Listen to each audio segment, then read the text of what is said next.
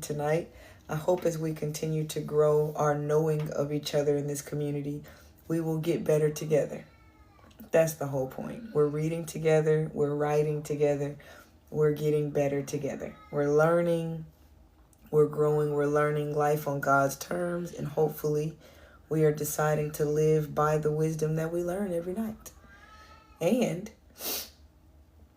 it's 8:05, and so we're going to start right now. That's what we're going to do. Chancey is going to make it. I promise he will. Lord. God, I'm back again. I'm back again to focus. I'm back again to get all distractions out of my mind, to get the day out of my mind, to focus here on this wisdom. That's what I'm here for. I'm here praying that you ask me, that you help me focus. It's hard for me to do.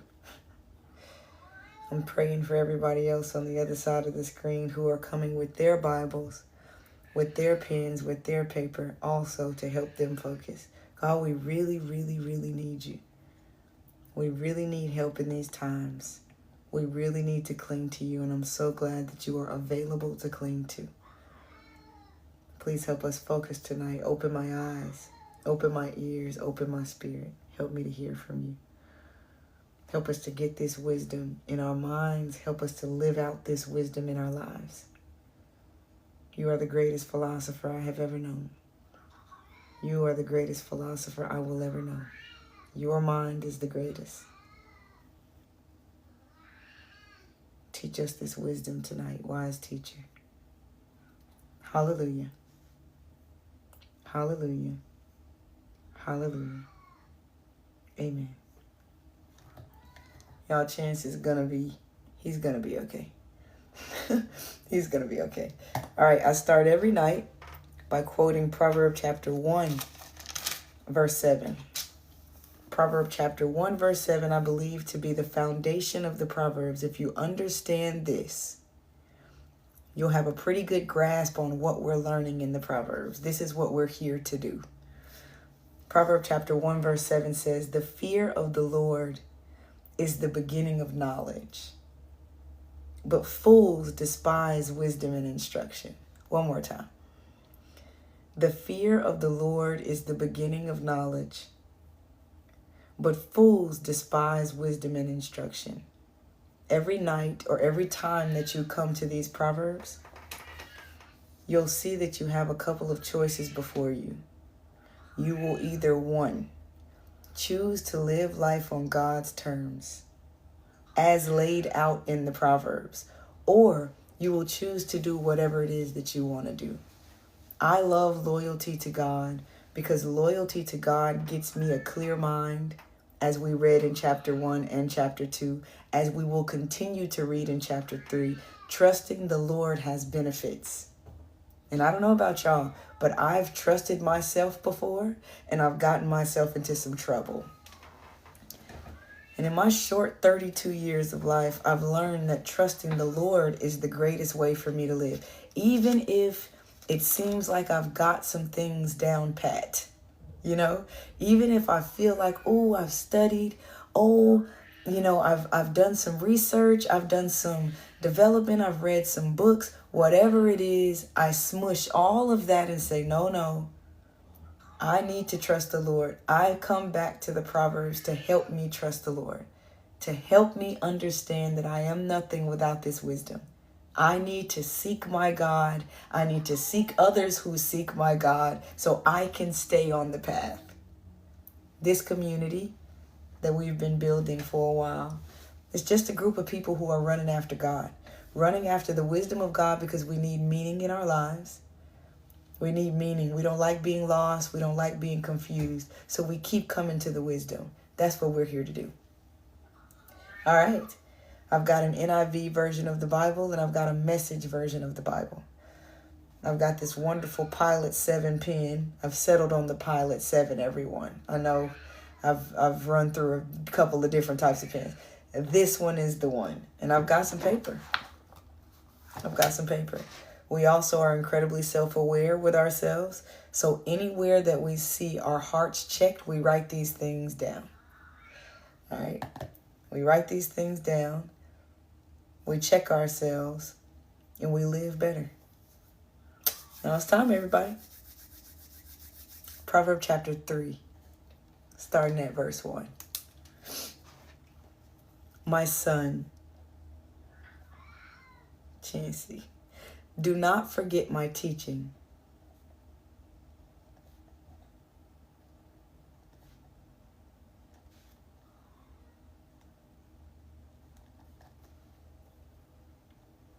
But keep my commands in your heart.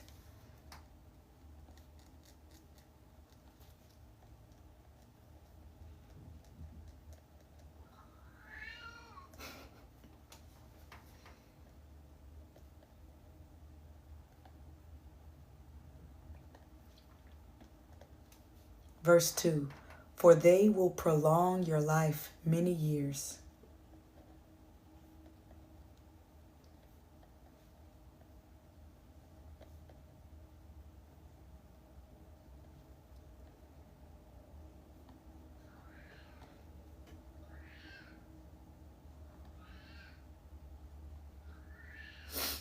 And bring you peace and prosperity.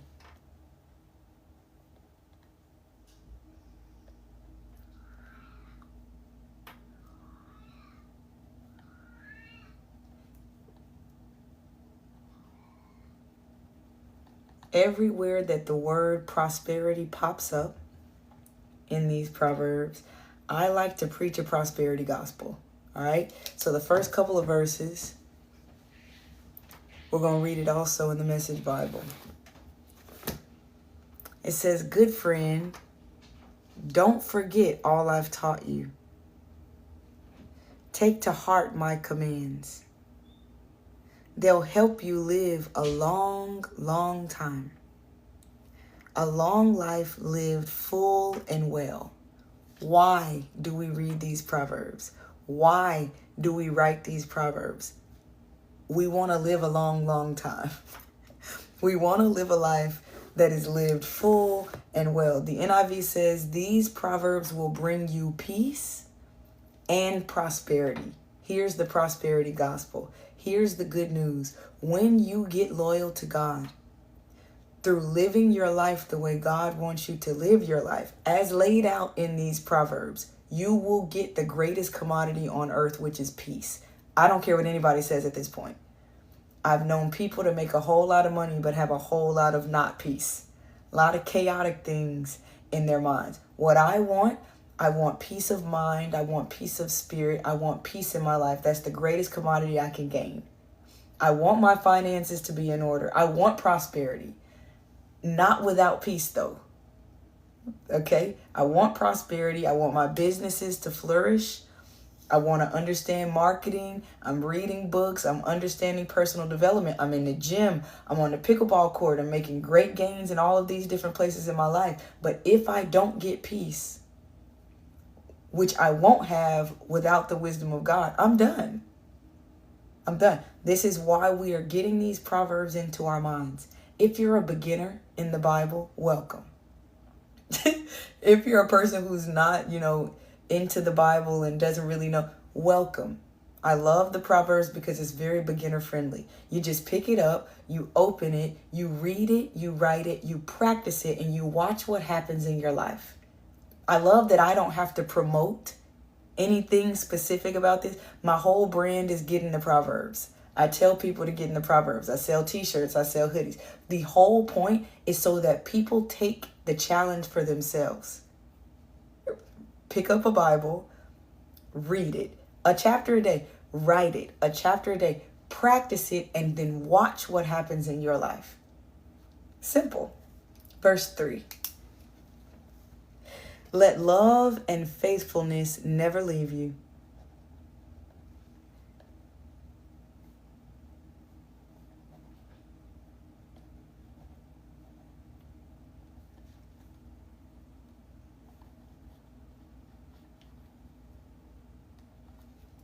Bind them around your neck.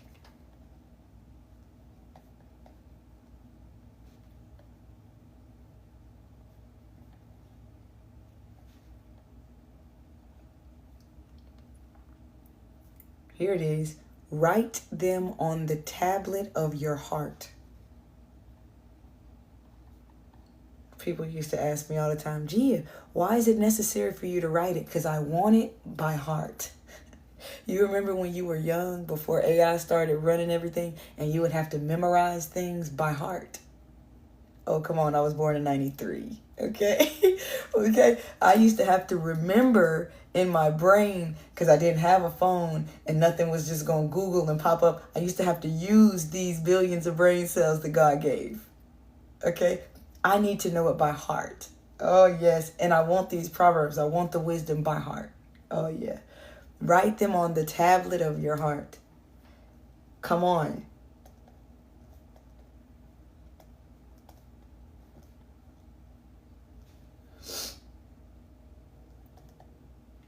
Mm-hmm. Verse 4, then you will win favor.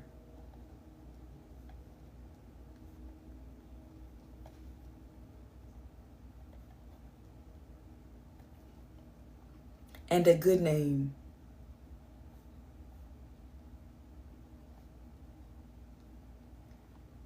Get this, in the sight of God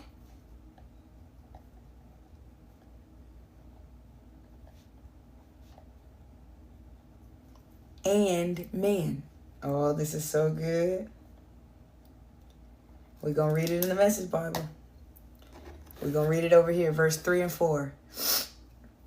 Verse 3 and 4 in the Message Bible. Don't lose your grip on love and loyalty.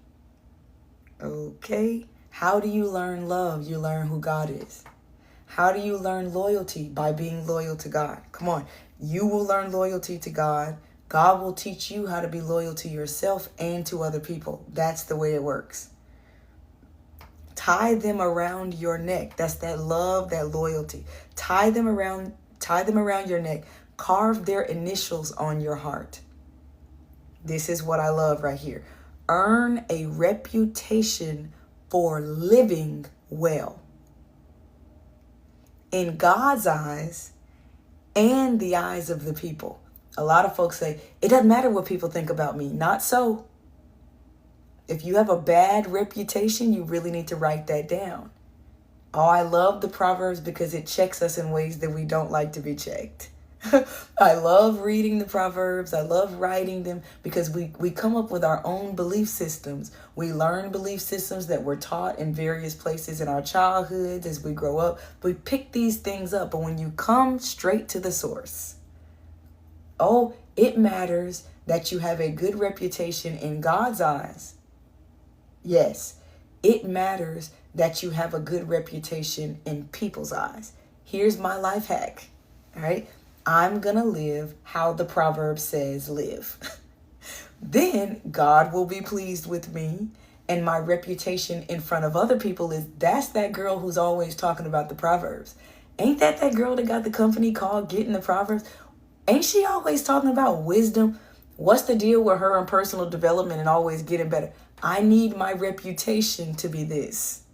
I see that this is going to be the greatest way that I can I live my life by these Proverbs. So when somebody has something to say to me, we're going to talk about the Proverb. We're going to talk wisdom. We're going to talk money. We're going to talk health of body, health of mind, health of spirit. We're going to talk these things. These are the things. This is my brand. All right. This is my personal brand. The Proverbs are my niche. I greatly recommend for everybody to do the same thing.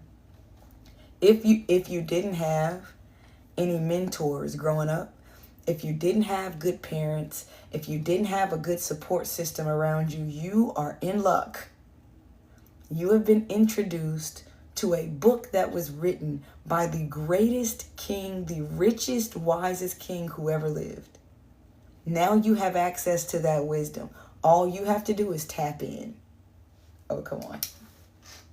Oh, come on. I'm only talking to the people who want to win favor. I'm only talking to the people who want to be wise. Disclaimer. All right. I understand that everybody doesn't want to be wise. Everybody doesn't want to walk with God. And I respect that. I'm talking to the ones who want to. Oh, yeah. Oh, yeah. I'm talking to the ones who want to get better, who are tired of being stuck. Ooh, come on. Verse 5. Most difficult verse in all of the Bible for me. Yeah. Trust in the Lord with all your heart.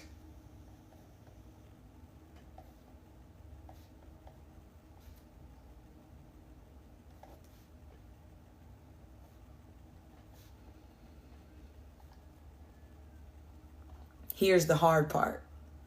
Here it is, right here. And lean not on your own understanding. Wow.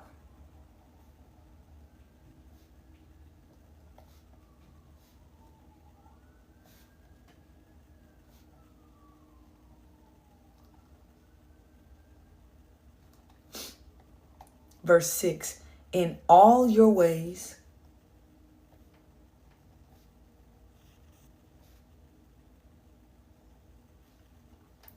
submit to him.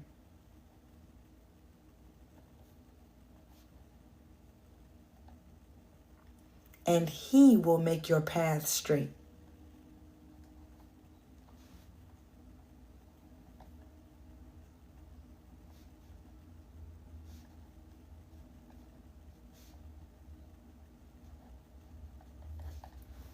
Y'all, I want to know, am I by myself with the difficulty of that verse? I just want to know. I want to know. Anybody else think you're kind of smart and you start making your own plans and you start accidentally or maybe on purpose telling God, that's okay, God, I got it. That's okay, God. That's okay. Thanks so much. I got it. I've been reading personal development books. I actually got a little money in my pocket now. Thank you. I've actually figured out, don't worry about it, God. I got it now. You brought me far, but I'll take it from here. Anybody ever done that? And then you take like a half a step and slip. As soon as you let the hand go, now you take a tumble. And it's like, you know what? What that proverb say? Oh, didn't it say for me to trust in the Lord with my whole heart? Oh, what was the kicker? What was the sticky part? Didn't it tell me not to lean on my own understanding? Oh, it's so clear, everyone. It says in all of your ways, even the ones that you think you understand. Still submit those. Submit the stuff that's in the back of your head, in the back of your subconscious. God, I think I understand this pretty good, but I just want to submit it to you anyway. Just in case I might get a little prideful, as I tend to get, and I might think I got it and let you go. Yeah, let's read in the Message Bible, everyone. Yeah, let's do that. Ooh. Trust God from the bottom of your heart. 2 more times. Trust God from the bottom of your heart. Trust God from the bottom of your heart. Whew. Don't try to figure out everything on your own. Listen, oh my gosh. Listen for God's voice in everything you do. Everywhere you go, He's the one who will keep you on track. I'm going to do it again. I'm doing it again for my own self because I'm here for me. Okay. Trust God from the bottom of your heart. Don't try to figure out everything on your own.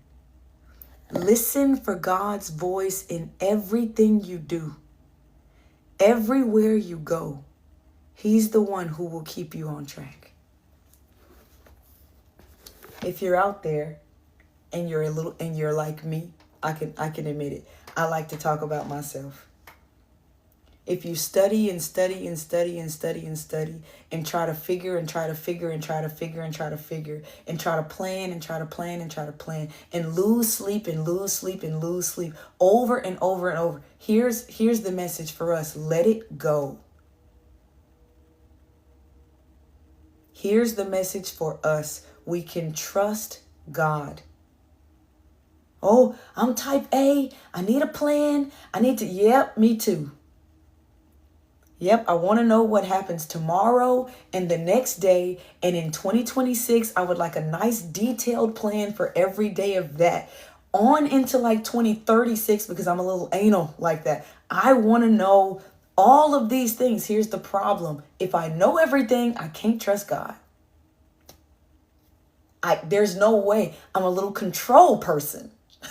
I like all of these things to be right here so Gia can understand, and God is bigger than me.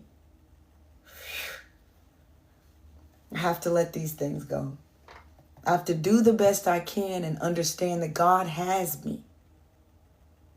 When we are loyal to God, we learn this. We learn God has me. I don't have to worry. I can sleep all right. I don't have to try to figure it out. I can just submit all of my things to God. God, this is my life as it is right now, and I don't know what tomorrow holds. I don't know what tomorrow has for me, but I'm going to trust you anyway. I know that sounds so silly coming from intellectual people. We like to think. I'm a logical brain, ones and zeros, computer science. I like to know, but I'm not God. I must let go. There's peace in letting go. Jeez. Verse 7 continues to beat us up. Here we go. Whew. Do not be wise in your own eyes.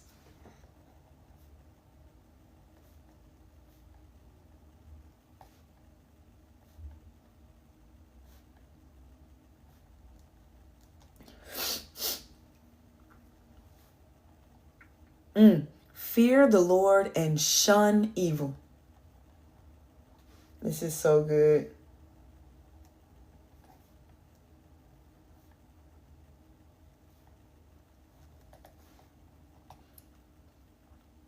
Verse 8. This will bring health to your body. Oh.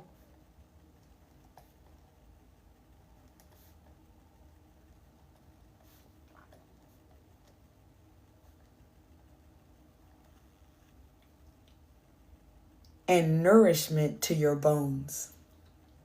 Y'all are about to watch me nerd out in just a second. I'm a bit of a nerd. Verse 7 and 8 again. Do not, again, right off the back of 5 and 6, trust in the Lord with all your heart. Lean not on your own understanding. In all your ways submit to him, and he will make your path straight. And then here comes Solomon again. Don't be wise in your own eyes. Let me just continue to go ahead and tell you over and over again. Don't be wise in your own eyes, but do this, all right? Fear the Lord. What does that mean? We learned in chapter 1, we learned in chapter 2. We're looking for God's way of life everywhere. I need to know, God, are you talking to me here? Okay. I need to know, is this right? Is this wrong? Okay, I need to stay away from this. Okay, I need to walk toward this. Okay, when I'm at work, when I'm at a bus stop, when I'm at Walmart, when I'm getting some groceries, whatever it is that I'm doing, my mind needs to be focused on the fear of the Lord. God, I just don't want to walk out of step with you. I don't care what other people think about me. What? I don't care what other people have to say. They'll say I'm lame. They'll say I'm a square. They'll say I'm too young to be living like a plain Jane. They'll say all of these different things, but I just want to stay close to you because I'm scared. I fear that if I walk off from you, I'm in danger. Ooh, I'm scared of sharks. Okay. I'm scared of sharks. When I go somewhere and somebody wants to snorkel, I'm not going on that because I know that there's danger somewhere near around. Walking off from God for me is like sharks. I'm scared of sharks. I'm afraid to walk off from God. I want to be a person with my platforms, people who talk to me in my day-to-day. If you care at all about wisdom and what I think about the philosophy of life, don't walk off from God. If you are far away from God and you've never been close, get close. How do you do that? Get in the Proverbs. It's the simplest way that I've found. It continues. This, fear the Lord and shun evil. Not only am I afraid to walk off from God, anything that has a presence of evil whatsoever, shun means absolutely not. Shun means I'm turning my back to anything that even looks like maybe evil. No, folks are going to talk. They're going to. They're going to ostracize you. They're going to say all these different types of things. But depending on how you want to live your life, which is why I say I'm only talking to those who want to be wise. I'm only talking to those who want to get a grasp on their life, grasp on meaning, grasp on purpose, and continue in that way. Fear the Lord, look for God and God's ways everywhere. Change your behavior, walk away from evil.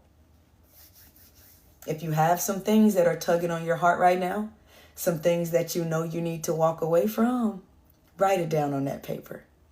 Come on now. If you know there are things that you are walking toward that you need to walk away from, write it down on your paper. Come on, be for real with yourself. Write it down on your paper. Come on. Come on. Why? I love this. I love this. It not only tells us what to do, it tells us why to do it. Here it goes. This will bring health to your body and nourishment to your bones. I was reading a book the other day. Here's my nerd out portion. I was reading a book the other day, and it said that the reason Solomon kept talking about nourishment and health to your bones is because the bone marrow in our bodies, that's the main site of all of our immunity cells. I'm a nerd. Pardon me for a second. Immunity, everything that fights off everything that might make us sick, it exists in our bone marrow. Come on. This is before modern medicine, everybody. Solomon knew how to take care of the body before there were any Greek philosophers, everyone. Our immunity is in our bones. Woo.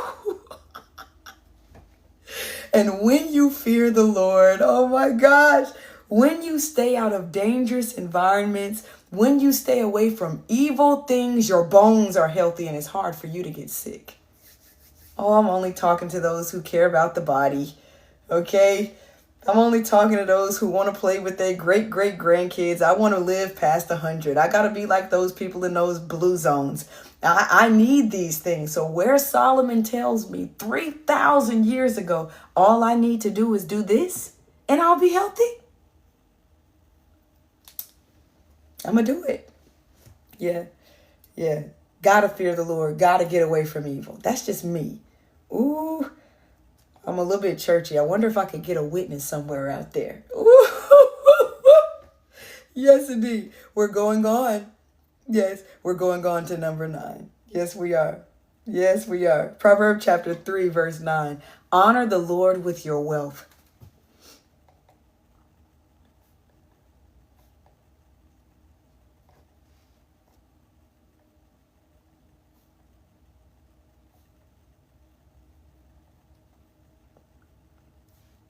With the first fruits of all your crops.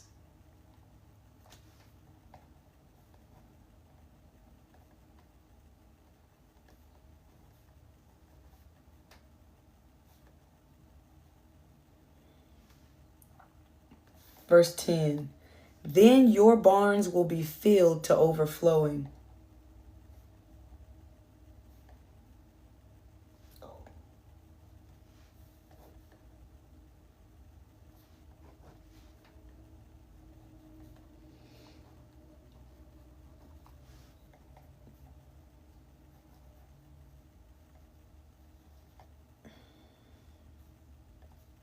And your vats will brim over with new wine.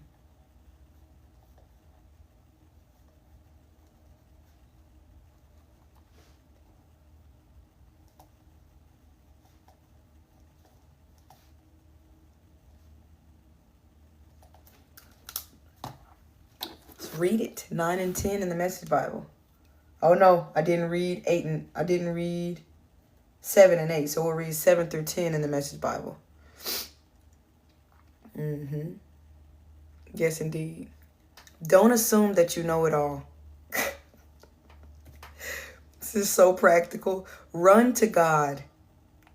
Come on. Run to God. Run from evil. Your body will glow with health. Your very bones will vibrate with life. Run to God. Run from evil. When you do that, you'll have more space in your mind to choose healthier activities. I'm a pickleball player. I'll be going pro very soon. Just for sure. I got rid of every distraction I could possibly get rid of over the last 5 months. Every distraction I could possibly have, I got rid of it. I got off TikTok. I got out of certain conversations. I got out of certain environments. And I played and ran and worked out and changed my diet and dropped 30 pounds. Simple. Simple. I got every distraction that I could have gotten out of my life. I pushed through some really dark things, some real traumatic stuff. I had to get through it, cry, but I couldn't be distracted. Stayed very focused, was on that pickleball court, drilling over and over, hours and hours. Got as healthy. I have not been this healthy since I was like 18. I highly recommend for people to run to God. Come on, run from evil. Get the distraction out of your life. Watch your body glow with health. Watch it. Yep. Honor God with everything you own. Give him the first and the best. Your barns will burst. Your wine vats will brim over. Here's a money principle. You need to be so close to God where you can talk candidly about what you should be doing with money. A lot of us, myself first, had no idea what to do with money, how to get money, where money comes from, and was just taught all of these spiritual things that are out there in the ether, like God will give you this, God will give you this, God will give you this, but had no work ethic whatsoever. That's where I started to read some financial wisdom books. I started to look at the things Solomon was saying here. I started to have candid conversations with God. Hold on, what am I supposed to be doing with money? How am I supposed to be doing these things with money? What do you mean money's not to just buy whatever it is that I want whenever I want it, like a 4-year-old? What do you mean? Like, these are the things, this is where we start that personal development journey. How do we honor God with our wealth? It meant something thousands of years ago, specifically here, that it doesn't mean today. We're talking specifically about honoring the Lord with our crops. A lot of us are not farmers. A lot of us don't have wine vats that brim over. So now we have to ask, okay, what did it mean then? These people were farmers in that day. They would take a percentage of their crops. They would bring it to a place that would feed the priests, that would feed the Levites. We don't have that nowadays. All right. So what are we going to do with our money that's going to honor God? That's where we need to have a relationship with God. That's where we need to have some wisdom. We need to know what we're doing with our money. What are we doing with the saved money? How do we invest it? All of those things are important. Why? Because it has something to do with our lives. People say, don't focus on the temporary. Listen, not focusing on the temporary in the ways that a lot of us have been taught will leave us somewhere broke. I do not teach that because I do not believe that. I know that if all of us who are in this community were wise with money, what good we can do in the world if we were wise with our money. That's where we need to start getting close to God, getting some intelligence, reading some books, personally developing into somebody that we're not. If we're not there right now with money, that's okay. We can be. We can be. Come on, that's what we're here to do. And once we get that wisdom from God, now we will see our businesses grow. Now we will see the money come and come and come and come and come, because honoring God, having a conversation with God about what we should be doing and then doing it, now we're starting to see the increase from that relationship. Love it. Verse 11. I don't know about y'all. I don't want to be broke. I don't. I don't. I want to continue to develop myself into a grown person who is developed and I understand. That's why it says get knowledge, get wisdom, get insight. Over and over in the Proverbs. Get knowledge, read the books. Get insight, read the books. Don't sell it. Get knowledge, get knowledge, get knowledge. And once you get that knowledge, you bring those conversations to God. Now we can help other people in our communities. Wonderful. Verse 11. My son, do not despise the Lord's discipline.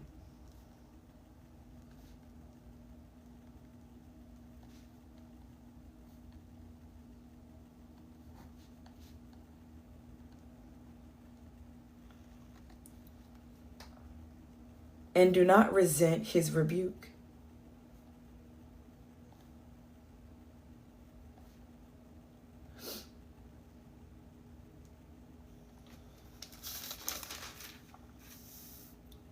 This is so good. Verse 12, because the Lord disciplines those he loves. Wow.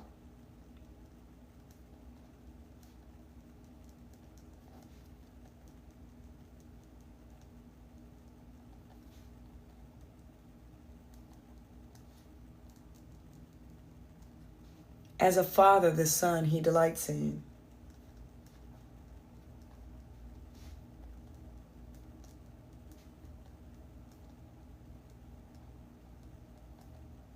Let's read it in the Message Bible, verse 11 and 12. But don't, dear friend, resent God's discipline. Ooh, the D word. Don't sulk under his loving correction. It's the child he loves that God corrects. A father's delight is behind all this. Listen, y'all. My career, I'm an expert in youth development. Worked in youth development since I was 20. That's the career path I chose. All right. I've had the pleasure of being a mentor to many children. Many. Like over 200. Like just many kids. I see kids sometimes. I'm like, I know you from somewhere. That's how many kids over the last 12 years. One of the things that I have learned that is probably one of the greatest things that I would tell anybody about what kids need is discipline. You think they need a friend. You think they need somebody to like pat them on the back. You think they need a yes, amen committee for them. No, they need somebody to say, hey, here's the right way and that's the wrong way. Here's the right way and no, you're going the wrong way. You ask anybody who Gia has mentored, they will let you know. Gia really don't play. Like it's not, there are tearful conversations with my girls. Cries. Like I've been in a place where I was lost. I was a lost, confused teenager. So lost and confused. My girls, when they hit that teenage phase, oh, I'm on them like white on rice, in a glass of milk, on a paper plate, in a snowstorm. If you know where that comes from, then you're a real one. Literally. All of my boys, I do not play with my boys either. No, I don't play with them. Why? Because you'll be a grown man one day. Oh, it's fine because they're just young right now. No, they need discipline. And usually the kids who say, yes, ma'am, they're the ones who come back later and say, thank you so much for not letting me go down that path. Thank you so much for seeing me doing the wrong thing and correcting me, because I don't know what would have happened if you didn't. My auntie was that for me. She said, Gia, you're a stupid fool. The road you're going down won't get you anywhere. So she gave me a Message Bible. She said, you need to read this. You need to get real familiar with the words in this book because the way you're going is not going to work out for you. Here I am, 12 years later. She passed away 5 years ago, but oh, I wish she could see me now. Oh, I wish she could see all of the people who are reading out of Message Bibles because she told her niece she was a stupid fool. This is what God does for us.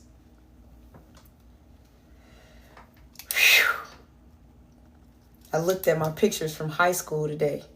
I saw a lost and confused girl. I looked at pictures of my auntie and I'm like, oh, thank you so much.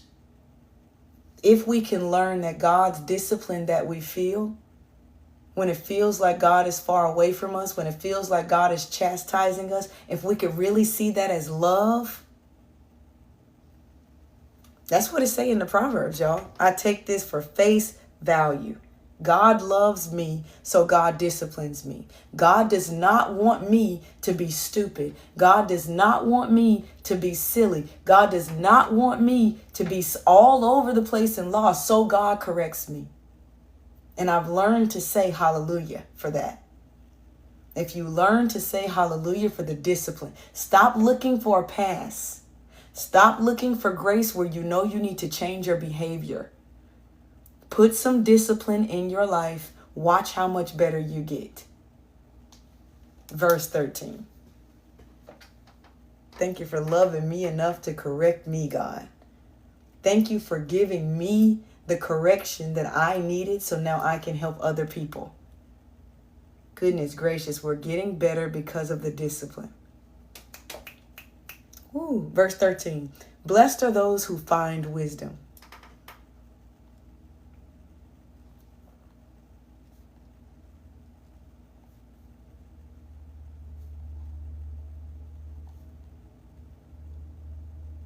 Yeah, I had some girls tell me like, yeah, Miss G, you like sandpaper.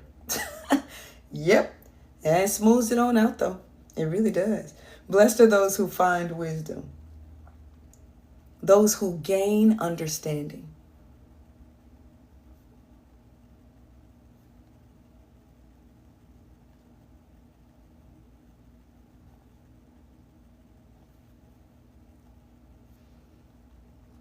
Verse 14, for she is more profitable than silver.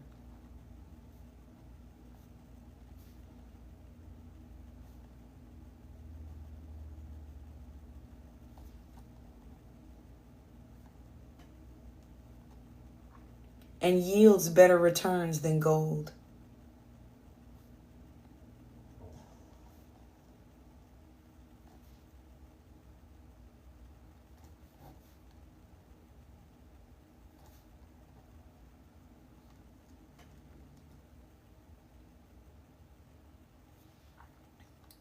Verse 15, she is more precious than rubies.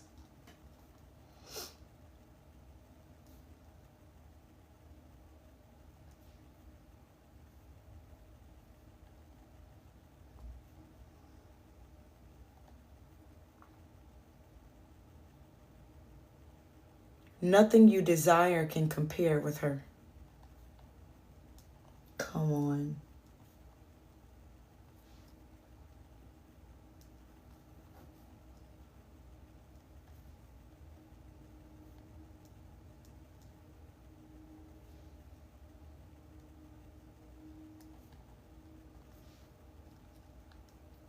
Verse 16, long life is in her right hand.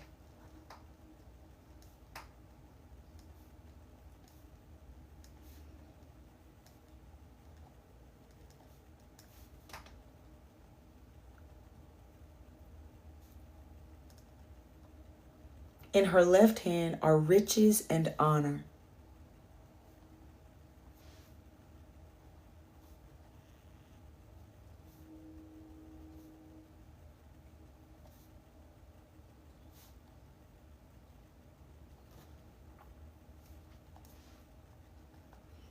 Verse 17, her ways are pleasant ways.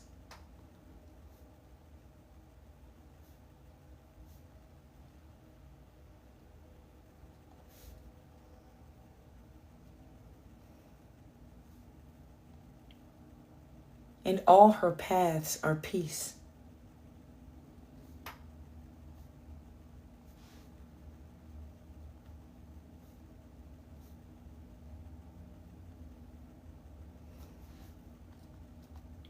Verse 18, she is a tree of life to those who take hold of her. Come on.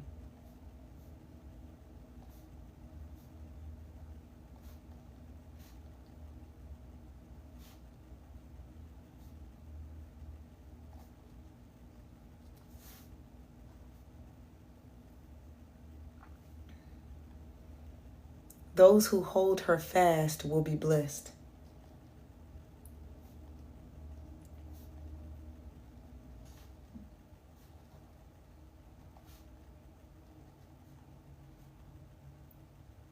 I love that I don't have to promote the Proverbs because the Proverbs promote themselves.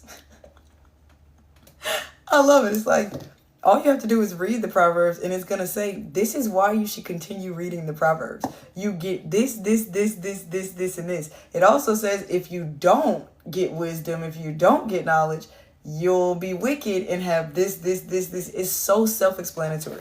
Let's continue to read. Let's see, it's verse, where I stop. We're going to read verse 13 through 18 in the Message Bible. This is why we study the Proverbs. You're blessed when you meet Lady Wisdom. Yes, indeed. when you make friends with Madam Insight. She's worth far more than money in the bank. One more time, y'all. She's worth far more than money in the bank. Her friendship is better than a big salary. Ooh. Her value exceeds all the trappings of wealth. Ooh, the trappings of wealth. Nothing you could wish for holds a candle to her. With one hand, she gives long life. With the other, she confers recognition. Her manner is beautiful. Her life wonderfully complete. She's the very tree of life to those who embrace her. Hold her tight and be blessed. Who is she? It's this wisdom we keep talking about. I started reading a book a week about 2 months ago, because I kept seeing in the Proverbs where it says, get wisdom, get insight, get knowledge. So I said, man, I really need to increase my reading. So I started to read and read and read and read and read and read, annotating and annotating and annotating and annotating. And I started to see the wealth of knowledge that I was getting from the Proverbs, that I was getting from these other authors, it's worth way more than any money that I could ever get. All of the money that I start to make will be because of all of the wisdom and the knowledge that I've been getting. Then I started telling everybody, hey, we just need to increase our reading. It started with reading a chapter of Proverbs every night for 8 months straight. It started with writing the Proverbs every night for 8 months straight. And then I started to use this wisdom, this knowledge to get more wisdom and more knowledge. Those books recommended more books to get more wisdom and more knowledge. And it just keeps going and keeps going and keeps going. This is what it says. When you decide, I'm going to live a life that gets wisdom, I'm going to get as close as humanly possible to all of the things that I can know. I'm not going to be ignorant. I'm not going to doom scroll my life away. I'm not going to be distracted for the rest of my life. I'm going to focus. I'm going to get done what I need to get done, because that's what the Proverbs says I should do. If I get close to the wisdom of God, if I get close to the fear of the Lord, if I get close to loyalty to God, now God is teaching me how to be loyal to myself through psychology books, through how to deal with childhood trauma. Come on, through the psychology of money. Okay, through not caring about all of these small things that usually distract me. Now I'm just getting better and better and better and better. Reading books about mobility, how to stretch, how can I get better at pickleball, how can I change my diet. Now all of my life is getting better just through reading the Proverbs. That's why I tell people to get in the Proverbs, y'all. This is why I tell people to get in the Proverbs. Before we know it, we're going to grow a community. I'm going to post the vlogs. I'm going to talk to y'all about the books that I've been reading. I got content for days. I'm going to have to sit down and edit it. But I wanted to start this community. This is how we usually see each other before I just started putting out other content. I promise I'm going to set it all out. But it all starts with getting a routine of reading and writing the Proverbs every single day. Whether you do it here in this community or not, just do it every day. And before you know it, you'll look back and you won't even recognize yourself. This is what happened to me. And I'm happy about it. So happy about it. Whew. Verse 19. God, I'm glad to be back. Verse 19. By wisdom the Lord laid the earth's foundations.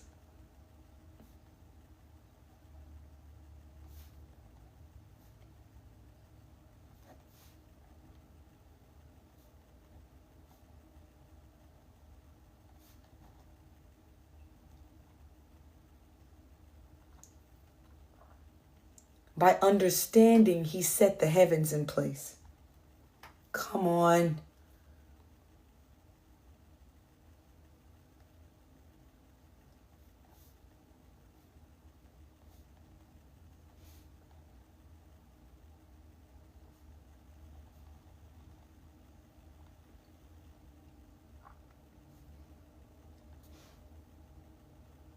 Verse 20. By his knowledge, the watery depths were divided.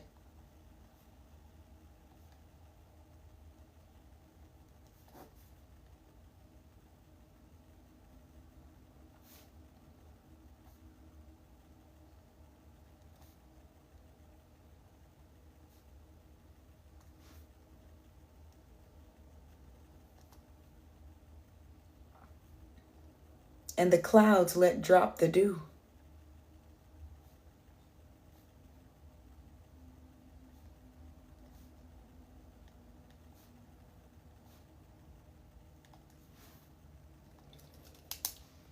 Verse 19 and 20 in the Message Bible. With Lady Wisdom, God formed earth. With Madam Insight, he raised heaven. They knew when to signal rivers and springs to the surface, and dew to descend from the night skies. This wisdom that we study, King Solomon, in 1 Kings chapter 3, you can read about it, where King Solomon asked God for wisdom. The same wisdom that created all of nature. Let's just let that sink for at least 5 seconds. Think about it, y'all. When you see the beauty of a sunrise, that's the mind of God that created that. Okay? Whew. Ever been on a cruise ship? Ever been at the beach? The waves and the gravitational pull, well, how that all works? That's the mind of God. Ever been to the beach at night and seen the moon up? Oh my gosh, in the sky? That's the mind of God who did that. Ever seen the snow fall from the sky? The rain fall from the sky? I live in Nashville. It's hills and hills and hills and more hills and mountains. Just out of walking out of somewhere random, there's a huge mountain. That's the mind of God that created that. The same mind of God that gave Solomon the wisdom that we study every night. It blows my mind. It really does.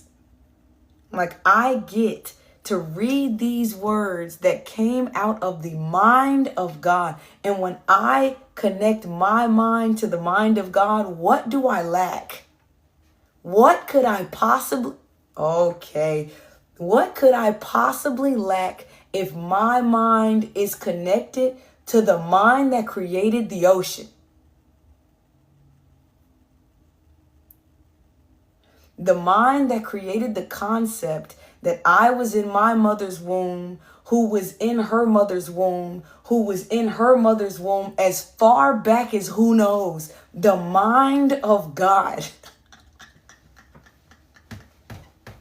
This is why I cannot let the Proverbs go. I've read other things. I will continue to read other things, but nothing does that mind-blowing effect to my mind like this stuff here. Goodness gracious. I was in my mother's womb with my kids inside of my womb and their kids inside of their womb inside of me right now. I just can't. The papaya effect. One seed creates one tree that creates a whole bunch of other papayas that has thousands of seeds in each. This is the mind of God. It just doesn't lack. We need to shift our minds from lack to abundance. God is abundant. This is why I can't get away from God. I just won't do it. I don't care how much money I got. I don't care how big my platform gets. I don't care who knows me and who doesn't. I'm going to talk about the mind of God until I'm dead, because there's nothing that compares to it. Verse 21. Verse 21. My son. Oh my gosh. Just wait till I have a son. He's going to get sick of hearing my son. My son, do not let wisdom and understanding out of your sight.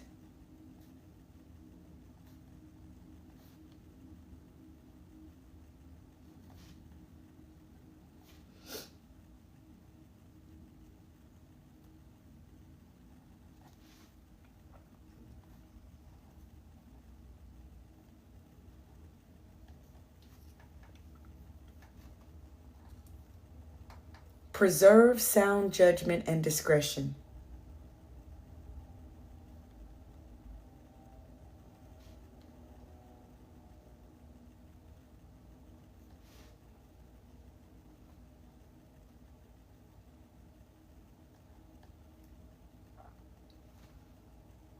Verse 22.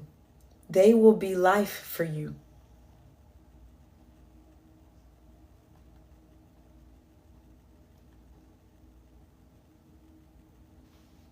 an ornament to grace your neck.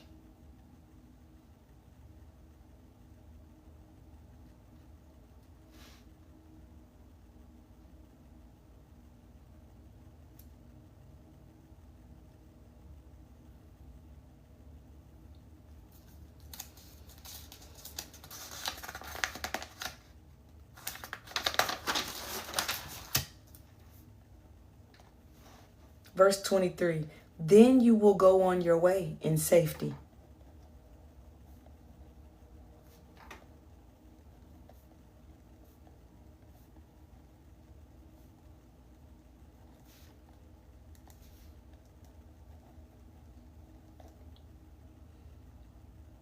And your foot will not stumble.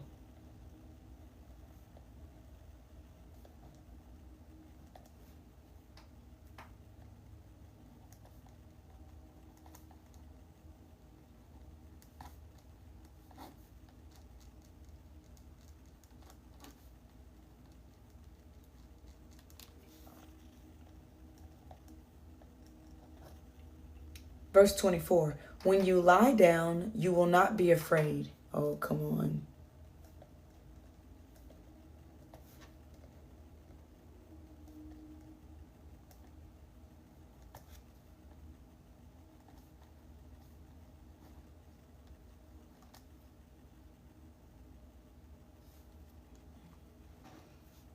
When you lie down, your sleep will be sweet.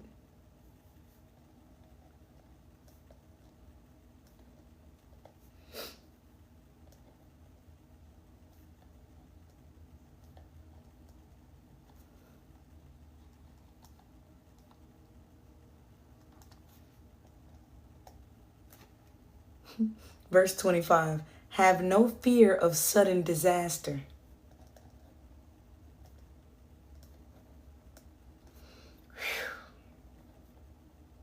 Oh, this is everything for me. Have no fear of sudden disaster, or of the ruin that overtakes the wicked.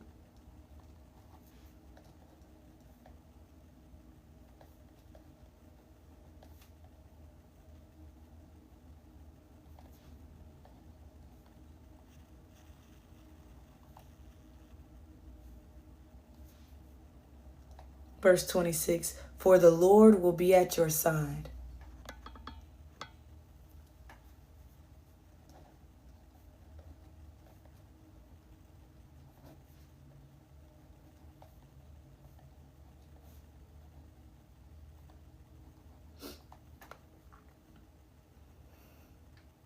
And will keep your foot from being snared.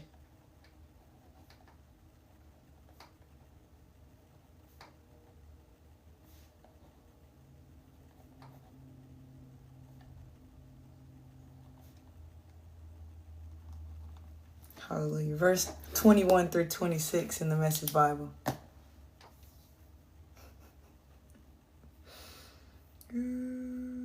Yes. Dear friend, guard clear thinking and common sense with your life. Don't for a minute lose sight of them. They'll keep your soul alive and well. They'll keep you fit and attractive. You'll travel safely.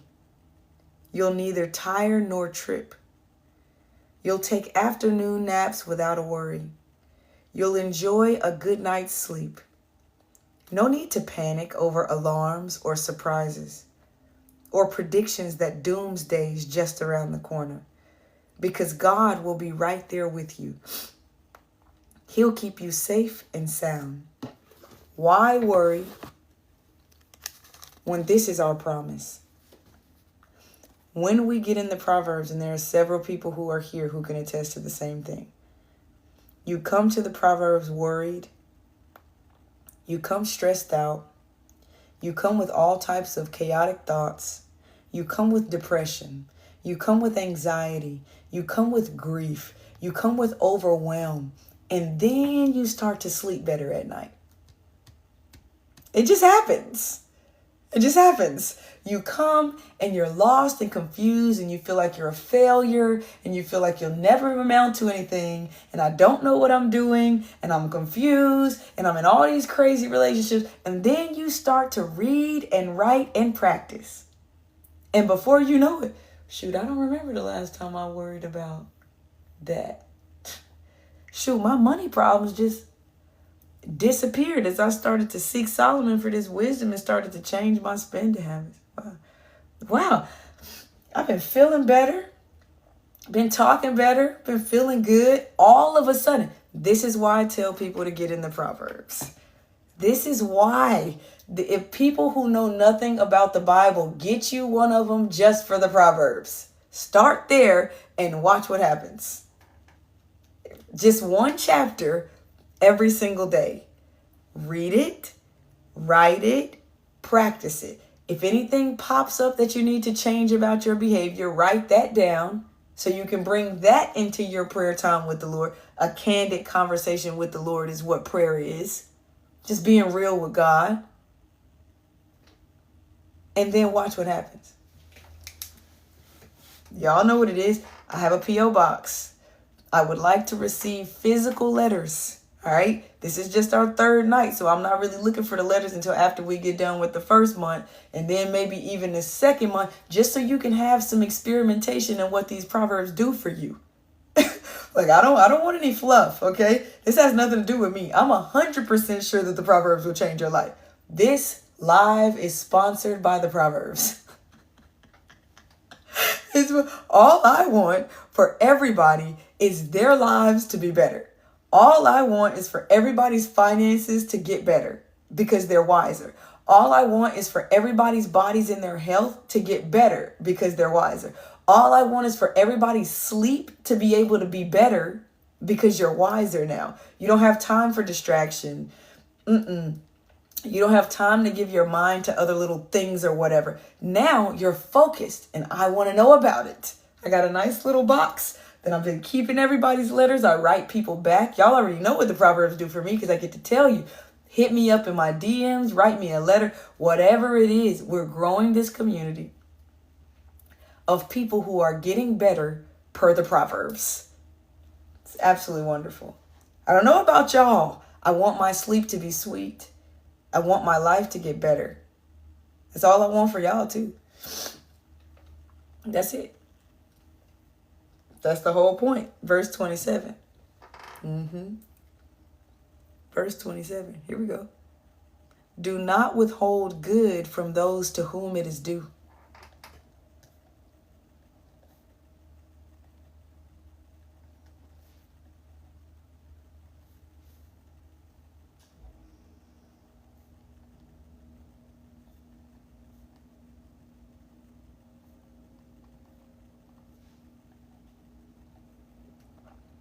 When it is in your power to act.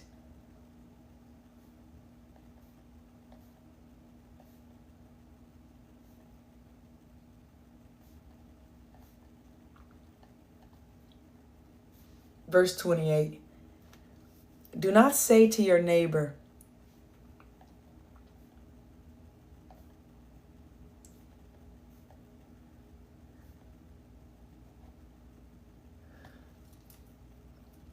come back tomorrow and I'll give it to you.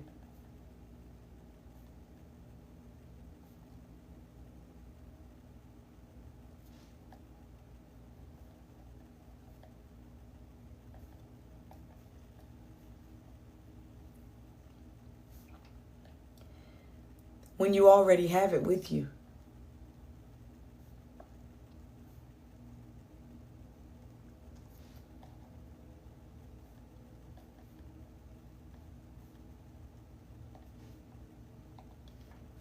Verse 29, do not plot harm against your neighbor.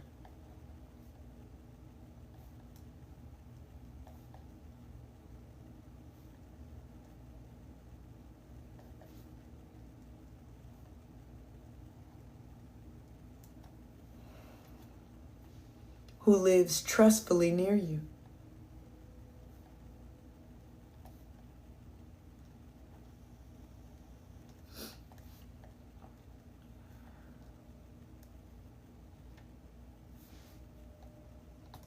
Verse 30. Do not accuse anyone for no reason.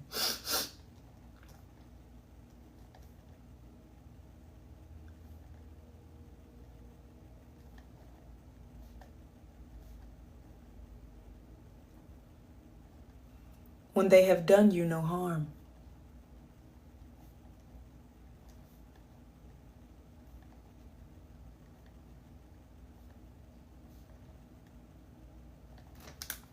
Let's read it in the Message Bible. Verse 27 through 30. Never walk away from someone who deserves help. Your hand is God's hand for that person. Don't tell your neighbor, maybe some other time, or try me tomorrow, when the money's right there in your pocket. Don't figure ways of taking advantage of your neighbor when he's sitting there trusting and unsuspecting. Here's what I love about the kingdom of God. We are to reflect God's character in this earth. We are to reflect God's character. When somebody sees us, they should see the character of God if we are claiming to be those who are loyal. If somebody needs help, it gets me every single time. Folks will say, pray for this, pray for this, pray for this. My question is, do you have the resources to help? That's my question. Pray for this, pray for so-and-so, pray for this. Are you supposed to be God's hand in that time for that person? I'm not saying you are. I'm saying, are you asking God, God, is this somewhere where I can help? Is there somewhere where I can be your hands and feet in the earth? Is there something I need meaning in my life? We ask God for purpose all the time. Whole time it could be right in front of our faces. It could be. All right? Is this something that I should help out with? You know how you feel those tugs in your heart and it's like, I think this might be something that might be me. Sometimes we ignore it. Most of the time, that could be the exact thing we've been asking for as far as purpose is concerned. People ask God for purpose all the time. People ask me all the time, how do I find my purpose? Get into a relationship with God. Find out where what you are to be doing in this earth is going to help somebody. I love these Proverbs classes as well because I know not only am I helped in these, there's a community of people. I get to be held accountable by reading and writing. Y'all get to be held accountable. It's for all of us. Folks been hitting me up, Gia, this is your thing, this is your thing, this is your thing, this is your thing. And I'm like, it's not me and my selfishness. I want to be able to have meaning on this earth. I want to be able to have purpose on this earth. I don't want to just be a person chasing after a dollar. That doesn't have any meaning. That doesn't have any purpose. My thing is, I love communicating. I love talking about wisdom. I love talking personal development. So where there's somebody saying, I really need help with studying the Bible, I really need help with accountability, that's Gia's thing. This is my thing. So I'm here to help. I'm wondering, where's your thing? If you know what it is, write it down. If you know, I'm going to call you out. If you know what it is and you know there's somewhere or some place, some environment that needs your help, write that down so you can actually find some purpose, actually find some meaning. I was lost and confused when I first started walking with God. God dropped me off in the Boys and Girls Club, gave me over 200 kids to sit there and give my time and energy to. The greatest 12 years of my life. Had no idea that that's what I needed to be doing. Now I know. Now I'm just looking, God, where else can I be of service? Where else can I be of service? Where else can I help? What else do I know with my life and my experiences where I can share that on my platforms, in my vlogs, in my old footage that I've recorded before? How can I help? That's where we find our meaning. Come on, don't tell your neighbor maybe some other time or try me tomorrow when the money's right there in your pocket. If you got it and somebody's asking for it and you owe it, pay it. Goodness, what a crazy lesson I learned with that. Don't figure out ways of taking advantage of your neighbor when he's sitting there trusting and unsuspecting. Here's the question. Why are we taking advantage of people when we serve a God who is abundant? Unless we have some type of poverty mentality. Why are we not understanding? Come on now, we just talked about this. That the God who created everything, we have access to this God when we are loyal. We have access to this God when we are faithful, when we are doing what this God asks for us to do. Why take advantage of people? These are the hard questions that I like to ask. Why are you stealing? Why are you cheating? Is it because you are not trusting God? Is it because you're trying to take matters into your own hands as we do? It's so simple, y'all. It's not even this huge doomsday message of, oh no, I'm just such an evil. No, what do we need to do? Change our mindsets, change our behaviors, change our perspectives. God is big. All I need to do is connect my mind to God's big mind and I'm going to be okay. That's it. Come on. Verse 30. Don't walk around with a chip on your shoulder, always spoiling for a fight. Okay. Verse 31 in the NIV. Verse 31. Do not envy the violent.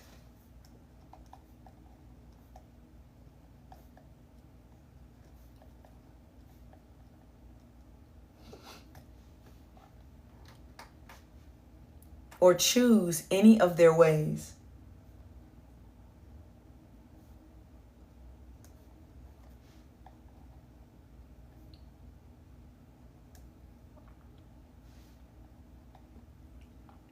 Verse 32, for the Lord detests the perverse.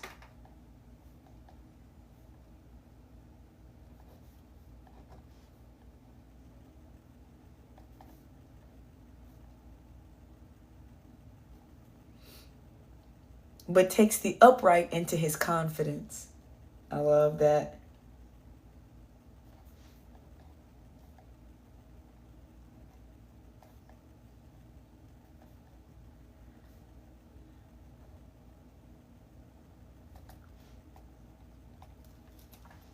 Verse 30 through 32 in the Message Bible.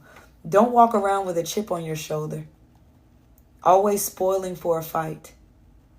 Don't try to be like those who shoulder their way through life. Why be a bully? Come on. Why not, you say? Here's why. Because God can't stand twisted souls. It's the straightforward who get his respect. You do not want to be a person at odds with God. Many people like to play with fire, okay? You do not want to be a person. Why do you have a chip on your shoulder? What will I say? Get through those childhood traumas. Get down to the root of why you are mean, why you bully people, if this is something that's speaking directly to you. If you find that you always have something smart to say, if you find that if you ask people your reputation and they say, he's mean as a junkyard dog. Every time she come around, she always scowling. Get to the bottom of those traumas. You're going to hear me talk about that a lot.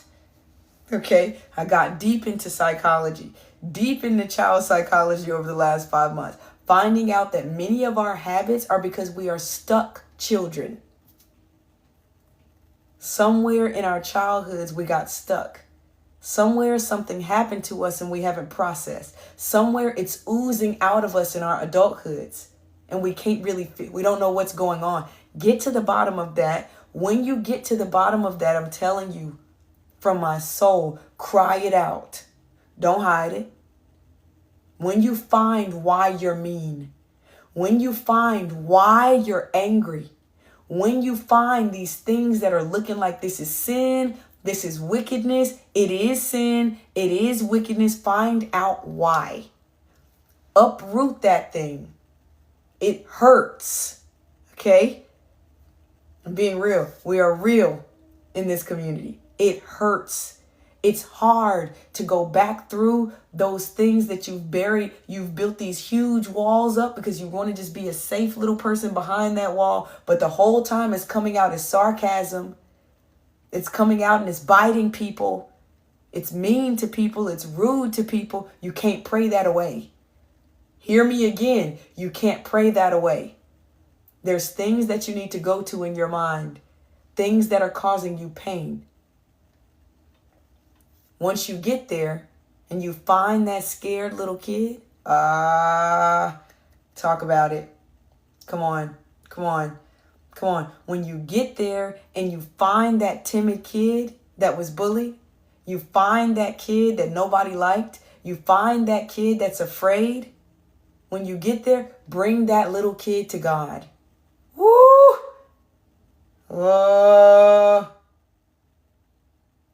Bring that little girl and say, I know a safe place we can go now. We don't have to be mean to people. We don't have to be afraid. We don't have to be rude. We can cry this stuff out. We have good parents now. We have wisdom that we can go to now. We have safety in our God.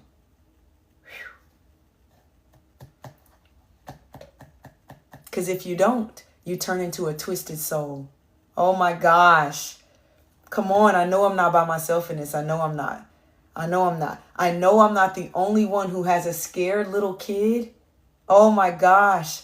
That all these things are showing up in adulthood and you don't know what to do with it because you created this space for this little kid. I had to bring my little girl self to God. I had to cry through some things. I had to scream through some things. I had to throw some things. I had to get upset. Ooh, y'all. Had to get mad. Me and my homegirl had to ride around Nashville, bumping some music to let some anger out that I wasn't allowed to let that out. Ooh, had to be hot, boy.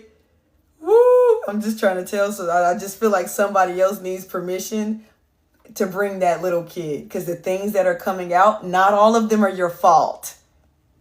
Okay? Not all of them are your fault. It is your responsibility. You have to deal with it now. You're not alone. You have so much wisdom in these Proverbs. You have a safe place in God. Y'all, I'm real excited to meet. We need to meet. It's getting real personal. I love it. I don't want to be a twisted soul. You know what I'm saying? If God respects the straightforward, then anything that is crooked on the inside of me has to get straightened out, even if it's uncomfortable. And it is. Y'all, it's so not easy. Oh my gosh, it's not easy. Helping out that little scared kid. Helping that little kid process and express things that she wasn't allowed to express. I believe in getting through traumas. Literally. I'm a trauma-informed person. And I want to talk to everybody that's an adult to have candid conversations with their little kid selves. It really helps. Verse 33. My goodness.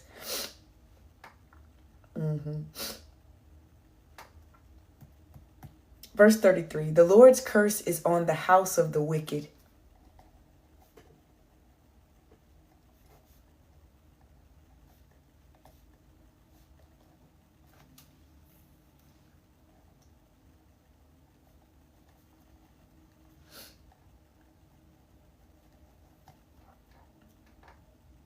But he blesses the home of the righteous.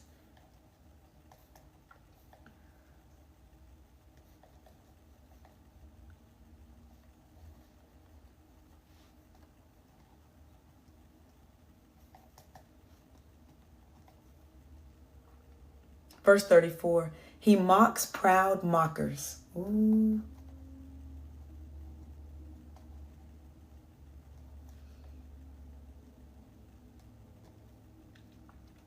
But shows favor to the humble and oppressed.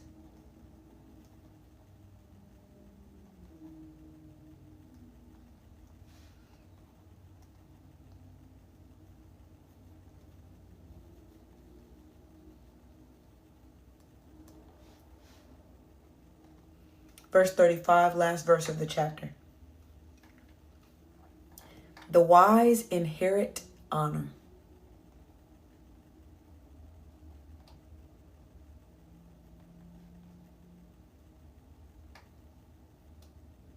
but fools get only shame.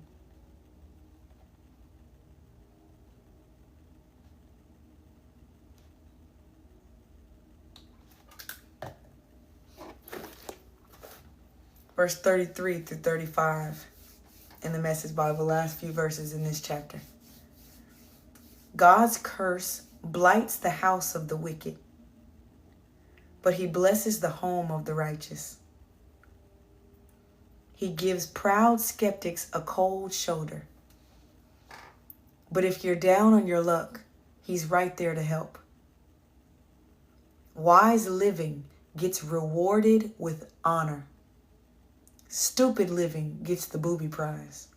You get to decide. We all get to decide what kind of lives are we going to live. There was a time in my life where I was ashamed of publicly talking about the Bible. Oh, people are going to think so-and-so. Oh, well, maybe if I'm just more relatable. Oh, people don't really want to talk about righteousness and high morality. People want to talk about things that, maybe they can understand a little bit. I don't care about any of that anymore. Because it doesn't work. It just doesn't work. I can get on here and talk to you about finances, but that just doesn't work in the grand scheme of things. Righteous living is what works in the grand scheme of things. You can always get your finances together. But boy, what I was talking about that trauma, okay? You get down to that trauma, and then it starts making you act like a crazy adult, and now you've turned into a wicked person because you want to be a proud skeptic and you don't want to come to God honestly. You know what I mean? You got to come with humility. God, I don't know what I'm doing. God, I'm angry. God, I'm frustrated. God, I'm confused. God, I'm lost. God, I'm at the end of my rope. That's the person God answers. God, I'm being honest. I'm not on the internet pretending like I have it all together. God, I'm being honest. I'm openly admitting I don't know what I'm doing. God, I'm being honest. And that's the person. Send the angels. Yeah, send those angels to comfort her. She's being honest. Oh, send the dreams, send the visions, send heaven my way. I want heaven on earth. I want whatever it is that you got for me. I want to tell other people to constantly go to you so we can all find the light out here in the dark. It's dark out here. So I'm telling everybody, illuminate your lives with these proverbs. Get out of the dark. Walk your scared little kid. Walk that kid toward the light. Get some healing. That's the end of the chapter. I'm going to pray right now.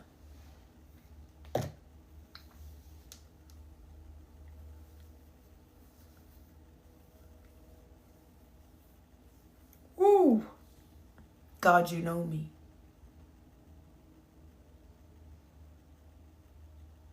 You know that I've been afraid. You know that I've been a scared little kid. Here I am. Here I am talking to all of the scared little kids that are on the other side of the screen. God, we need help. We're coming to these proverbs so we can get some wisdom. Not to be some weird self-righteous people. Not to be some pious frauds, because we need healing for our little selves. God, we are in pain. There are things that happen that we can't undo. So we're asking for healing.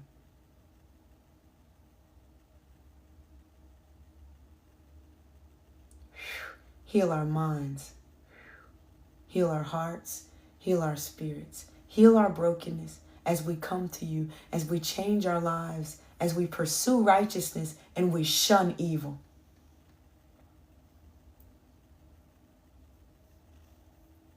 as we get bold enough to walk away from the things that make us comfortable. We get uncomfortable, but we know that will heal us. We're asking you for help. I'm asking you for help. I don't know what I'm doing. I don't know what tomorrow holds, but I trust you. And every time I trust you, you never let me down. Take me in my brokenness and my pain.